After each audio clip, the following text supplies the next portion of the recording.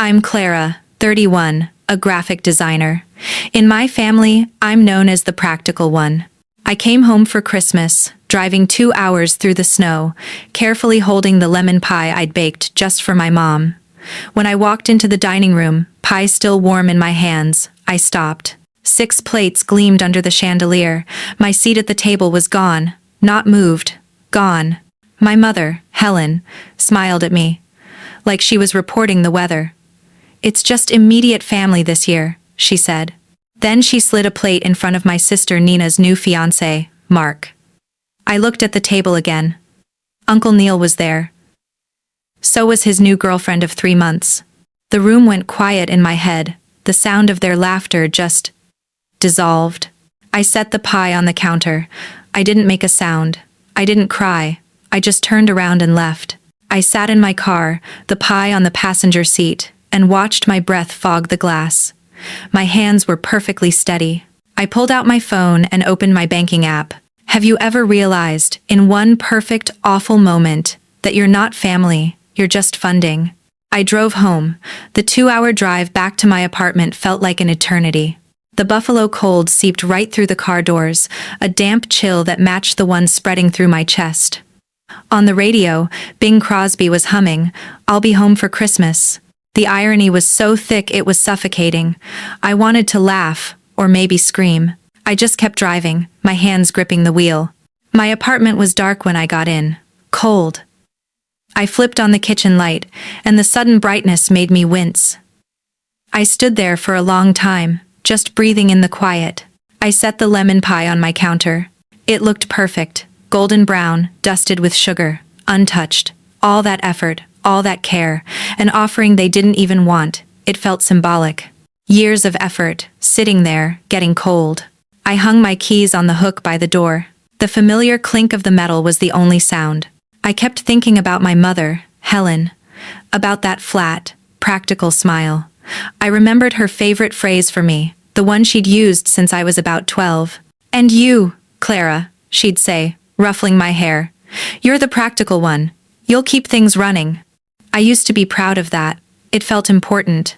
Then I remembered the other line, the one she always used to justify my sister, Nina. "Nina needs more attention," she'd whisper, like it was a secret between us.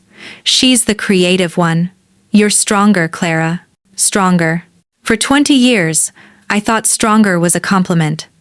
I thought it meant I was resilient, capable. I was wrong. Stronger wasn't a compliment. It was a job description. The practical one who kept things running. The stronger one who didn't need attention. It all translated to one thing, the one who pays. My strength was just their excuse to be weak. I thought about Nina. Nina, the creative spirit, who was somehow always between jobs. My job description included paying her rent during those long between periods. It included covering her car loan payment when she just couldn't swing it this month. One winter, it even meant paying her heat bill because she'd spent her money on a weekend trip instead. How did I let this happen? How did I become the family ATM? It was insidious. They never asked. Not directly. They'd just hint. Mom would call and sigh about the electric bill. Dad would mention, offhand, how much the lake house repairs were costing. Nina would text me about how stressed she was, how she was this close to losing her apartment. And then they would just wait. They'd wait in that awful, expectant silence. A silence that hung in the air, thick with unspoken obligation. And I always filled that silence. I'd say, "Don't worry, I'll take care of it." I'd send the money. Because that's what you do. You fix things. You keep things running. I thought that was love. But sitting there, in my cold kitchen, staring at that useless pie, I finally saw the truth. It wasn't love. It was maintenance. I wasn't a daughter. I was a line item in their budget. And tonight, they'd just told me my services were no longer required. I left the pie on the counter. It could rot there for all I cared. I walked into my small home office, the one I'd built by sacrificing a dining room. The practical choice. My laptop was open on the desk, its screensaver scrolling through photos of landscapes I dreamed of visiting, but never had time for. Too busy keeping things running. I sat down, the chair creaking in the silence, and opened my budgeting app. There it was. The family line item. It wasn't a small line. It was a monument. I stared at the numbers, and the cold that started in the car began to burn. First, the $600 monthly transfer. Just $600. Every single month. On the first, to Mom and Dad. It started 5 years ago. Just to help with the bills, sweetheart, Mom had said. Just until your father's pension sorts itself out. The pension sorted itself out. The money never stopped. It was my subscription fee for being their daughter. I scrolled. The temporary loan for Dad's lake house repairs. $4,000. That was 2 years ago. I'd never seen a dime back. When I gently asked about it last summer, my father, David, had clapped me on the shoulder and said, "It's all one family pot, isn't it, Clara?" Apparently it was, but I was the only one putting anything in. Then came the death by 1,000 cuts, the grocery cards I reloaded every 2 weeks, the Amazon Prime membership for the whole family, linked to my credit card, the Netflix, the Hulu, the Spotify family plan, all billed to me, all used by them. Nina, my sister, was the creative spirit. Her title was a shield. It was a hall pass from all responsibility. I remembered buying my first car. I was 23. I worked my 9-to-5 design job and then picked up 20 hours a week waitressing. I came home smelling like fried food and old coffee, my feet aching. But I saved up $6,000 for that down payment. When Nina got her car, a brand new one I couldn't even afford, I got texts. "Hey, my payment is about to fail. Can you spot me? I'll totally pay you back." I always spotted her. She never paid me back. And now, there was Mark. I'd only met him twice. He was loud. He had that deep, booming corporate laugh that doesn't come from genuine humor, but from a desire to fill space and seek approval. He was part of Nina's future. That's what Mom had said, right before she gave him my chair. The thought hit me like a physical blow. The air punched out of my lungs. All my contributions, tens of thousands of dollars, years of being their 24/7 crisis support, the stability I provided, the running I did so they could all just be. All of it was invisible. It wasn't just unappreciated. It was expected. It was wallpaper. It was plumbing. You only notice it when it's not working. Mark's contribution? He just showed up. He was present. He was dating the golden child, and his mere presence was more valuable than all of my provision. They didn't just give him a seat, they gave him my seat. The truth landed, cold and sharp and surgically precise. I wasn't a daughter. I was a utility. And they'd just found a new appliance. As if summoned by the thought, my phone, lying dark on the desk, lit up. It buzzed, skittering an inch across the wood. Then it buzzed again. And again. A frantic, angry vibration. I glanced at the screen. 32 messages. A solid wall of their names. Mom, Nina, Dad, Mom, Mom, Nina. Stacked one after another like digital accusations. "Where did you go? Are you really doing this? Clara, you're ruining Christmas." I stared at their panic. It wasn't concern for my safety. It was annoyance. I had deviated from the script. The practical one had done something impractical. I had disrupted their perfect evening. I didn't open a single one. I just reached out my practical hand, picked up the phone, and hit the silent switch on the side. The buzzing stopped. The silence in the apartment felt different now. It wasn't empty. It was mine. It was past midnight. The apartment was so quiet it felt like the whole city was holding its breath. The only light in my small office came from the laptop, casting a cold, blue glow across my desk, my keyboard, and my hands. It painted the walls in shadows. My phone was dark, but the app on my screen was painfully bright. My budgeting app, and that line item, family expenses. It wasn't just a category. It was a confession. It was the physical, itemized record of my own servitude. I stared at it, the numbers blurring for a second. They gave away my seat. The thought was a cold, hard stone in my stomach. They laughed while I was standing outside. I took a deep breath. And I thought, never again. Not one more dollar, not one more day. My hand was on the mouse. I moved the cursor. It felt heavy, like I was dragging it through wet cement. Line item, monthly transfer, H&D, parents, $600. It was set to go out on the 1st. In just a few days. The little edit button. The manage transfer link. The options popped up. Edit amount. Change date. Pause transfer. My finger hovered. I clicked pause transfer. A little box appeared. Are you sure? Click. The sound of the mouse was deafening in the quiet room. It sounded like a twig snapping, a support beam cracking. The status icon turned a dull gray, paused. I let out a breath I hadn't realized I was holding. My heart was hammering against my ribs, a frantic bird in a small cage. But my hand was perfectly steady. I went back to the main budget page. Line item, Nina, car payment. I'd set this up as an automatic bill pay from my account directly to her credit union. She didn't even have to think about it.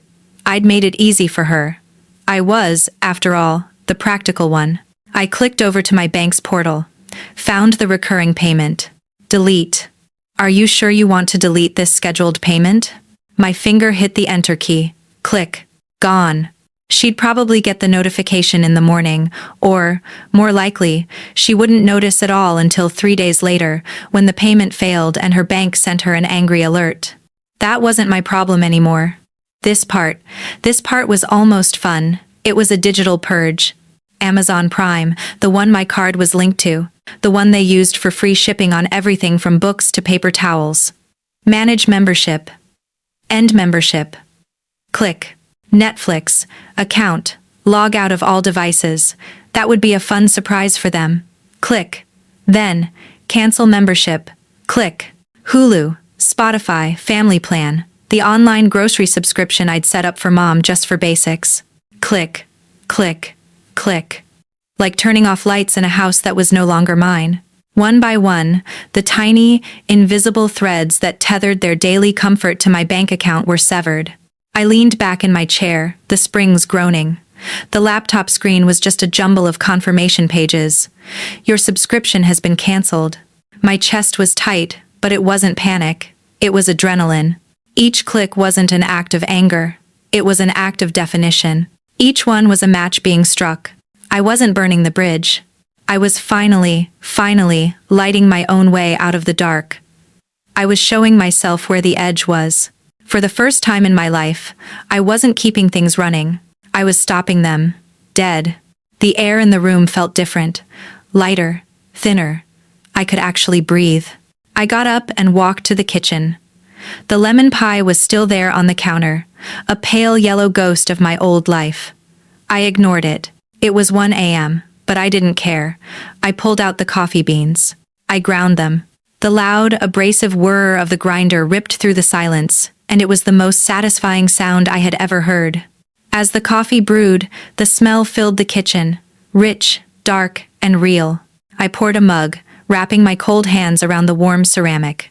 This was the first real boundary I had ever set, and I did it without saying a single, solitary word. I took a sip. It was hot, and strong, and a little bitter, and it was all mine. I didn't sleep.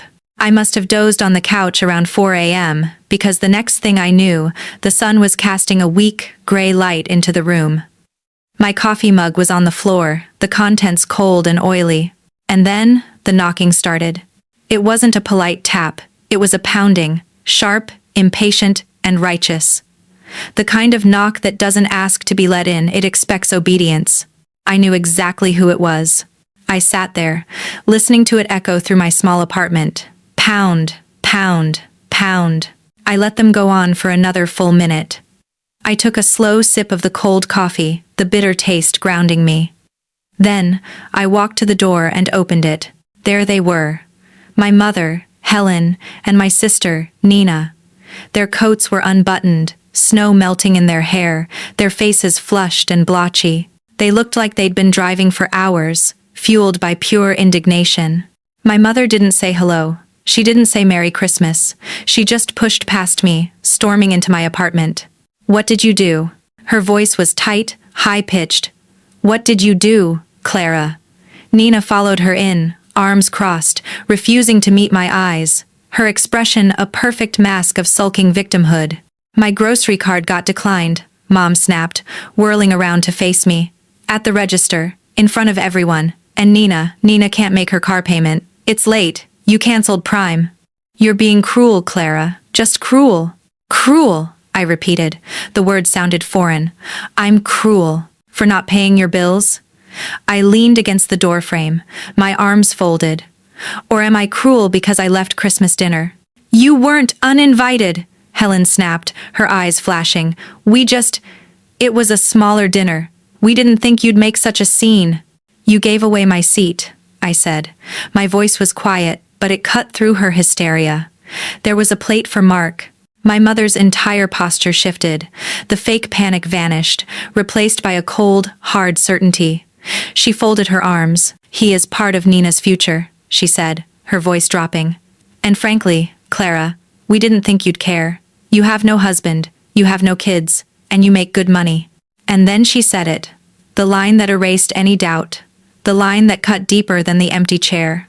It is your responsibility to support this family, especially while Nina is just starting her life. I just stared at her. Responsibility. Not love, not family. Responsibility. Something inside me, that last little flickering ember of hope that this was all a misunderstanding, just went out. And in its place, I felt an almost shocking sense of relief. The truth was finally out. I'm done, I said. It was so quiet, she barely heard me. Done with what? Done with being spiteful? Done with this, I said, gesturing to. Well, to them. Done with being the family utility. Done paying for a seat at a table that isn't even there for me. I'm done. Helen's face twisted. You're just choosing a fight because we hurt your feelings. No, I said. My voice was calm. It was my voice, maybe for the first time in my life. I'm choosing a boundary. If you hear that as a fight, that's on you. The silence in the room was absolute. Nina just stared at me, her mouth slightly open. Helen looked like I'd slapped her. They had no script for this. They had no comeback for calm. They just deflated. You'll regret this, Clara, Mom whispered. She grabbed her purse, grabbed Nina's arm, and left. The door slammed, and the sound echoed in the quiet. The apartment felt lighter. For the next few days, my phone became a battlefield, a storm of texts, guilt, anger, pleading. You're tearing this family apart. I didn't reply. I just muted the group chat. The silence was addictive.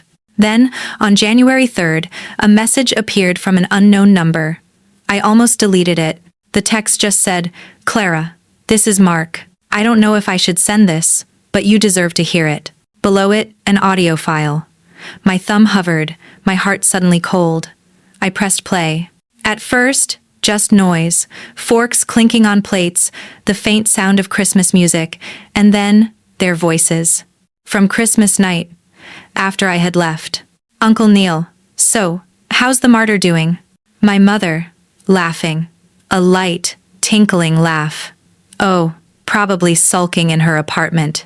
She'll get over it. She always does. Nina, seriously, she always makes everything so dramatic. And then, my father, David, his voice, lower. At least now we can have a holiday without one of her lectures on saving money. My breath hitched, my stomach dropped. Heat flooded my face, my neck, my chest. I felt physically sick. Then, I heard Mark's voice, quiet and uncertain. You know, she was right at the door. She probably heard all of this. Dead. Silence. The recording ended. I sat there, the phone in my hand feeling like a block of ice. I didn't cry. This was a different kind of pain. It was confirmation. Cold. Surgical. A new text from Mark dinged.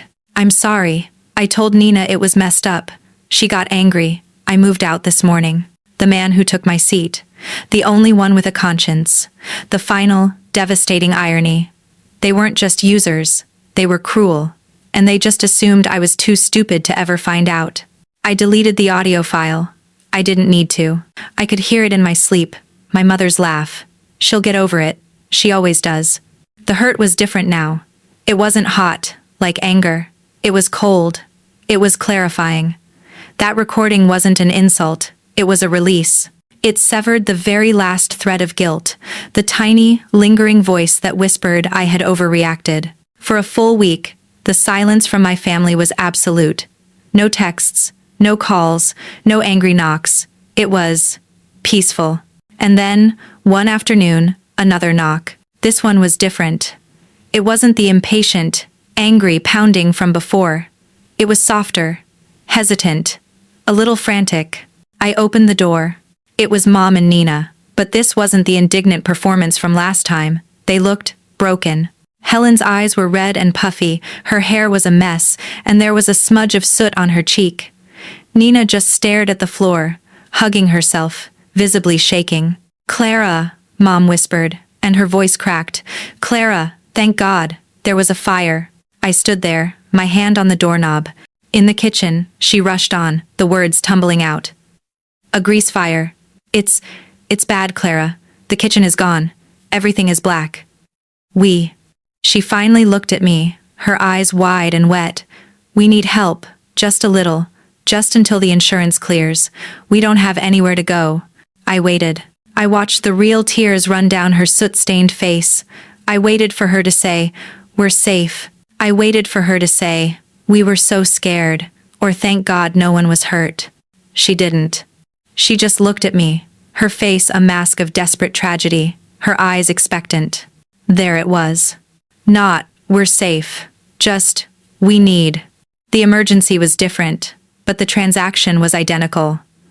The crisis was just a new key to the same lock. My bank account.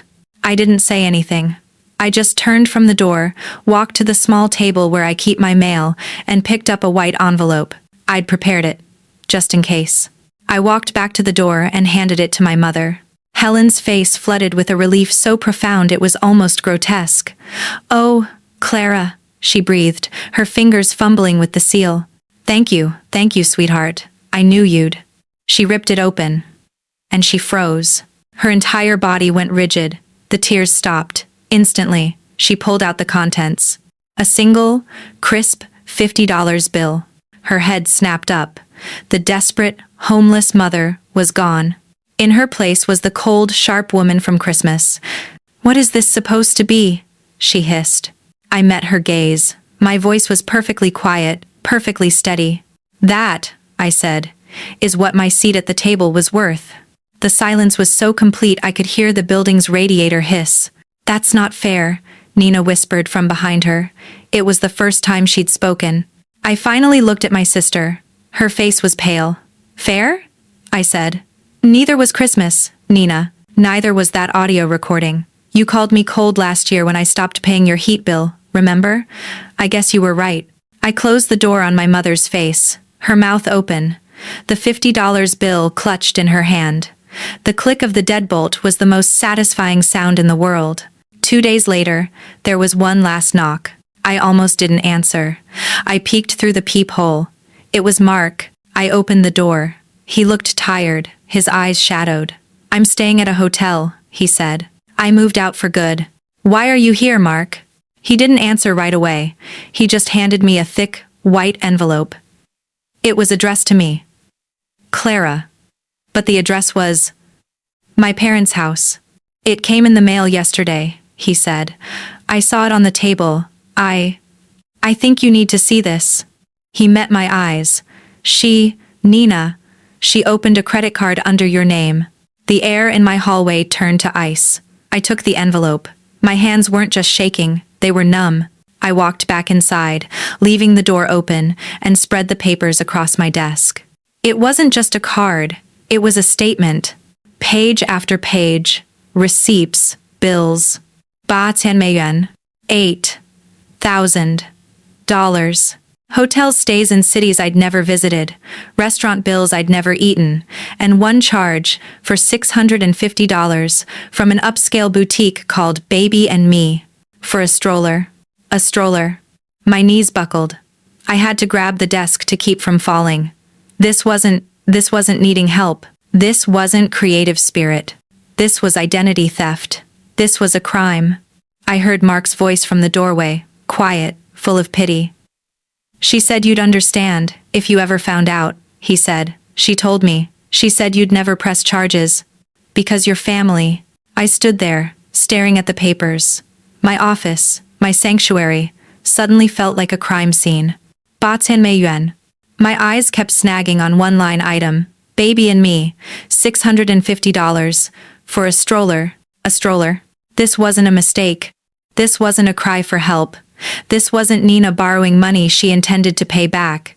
You don't borrow someone's identity. This was a calculated theft, planned and executed over months, hidden under the assumption that I, Clara, the practical one, would just absorb it. My stomach turned. This whole time, they were weeping about a fire.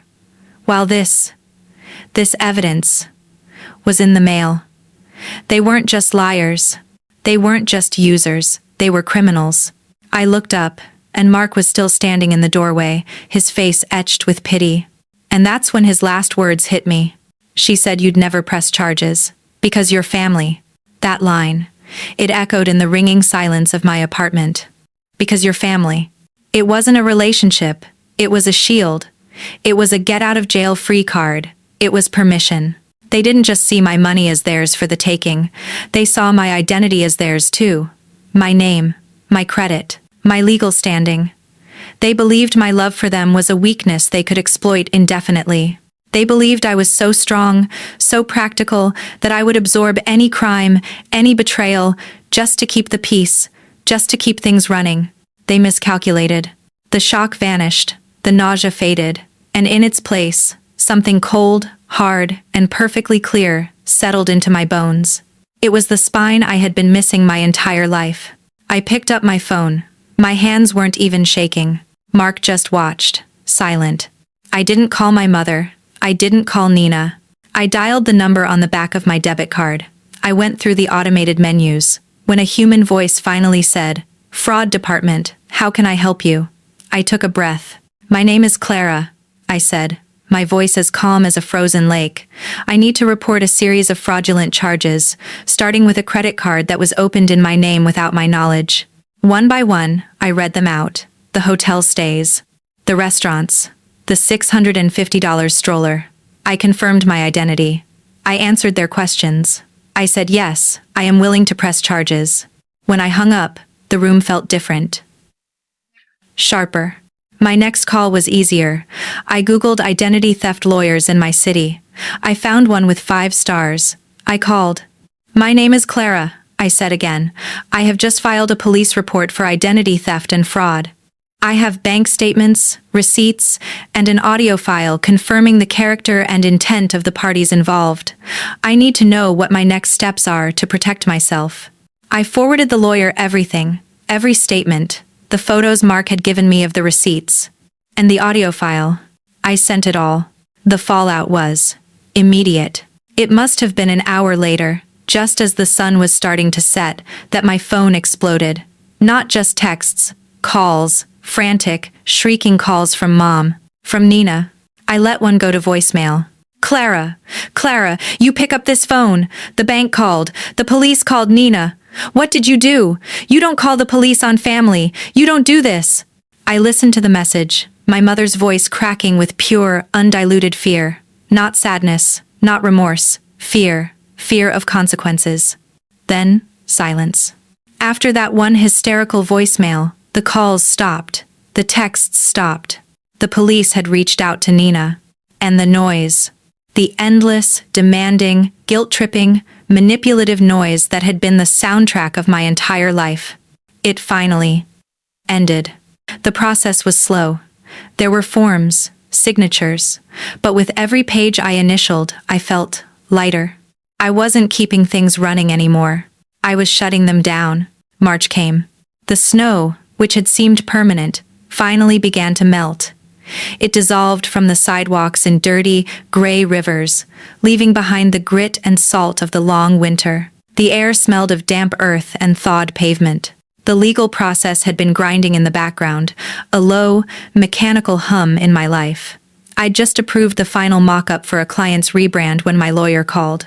Her voice was professional, almost breezy. "Well, Clara, it's finalized," she said. "The bank has completed its investigation.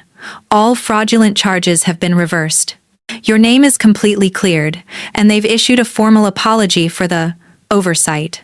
I just sat there, my mouse hovering over a color palette. What about them? The bank, she said, her voice turning slightly more clinical, is pursuing its own charges against Miss Nina. But as for you, you're done. It's over. After we hung up, I didn't move. I just sat there, listening to the silence. It was over. There were no fireworks. No one handed me a trophy. Justice, it turns out, doesn't come with a parade. It comes in the form of paperwork. It's the absence of the fight. It was the quiet, profound relief of a 100-pound weight being lifted off my chest, a weight I hadn't even realized I was still carrying. My apartment felt different. The silence that I had once found so addictive was now just normal. It was my peace. I'd sit by the window in the mornings, the sun hitting the far wall, and just drink my coffee. The first sips were a ritual, just for me. I'd listen to the radiator hiss. It was a comforting, domestic sound. For the first time in my adult life, my shoulders were permanently relaxed. I wasn't waiting for the next phone call. I wasn't bracing for the next text, the next crisis, the next emergency that was just a poorly disguised invoice for my time and money. I wasn't waiting for anything. I was just living. One afternoon, my phone buzzed on the table. That old, familiar jolt of panic shot through me, a phantom limb of anxiety. I glanced at the screen.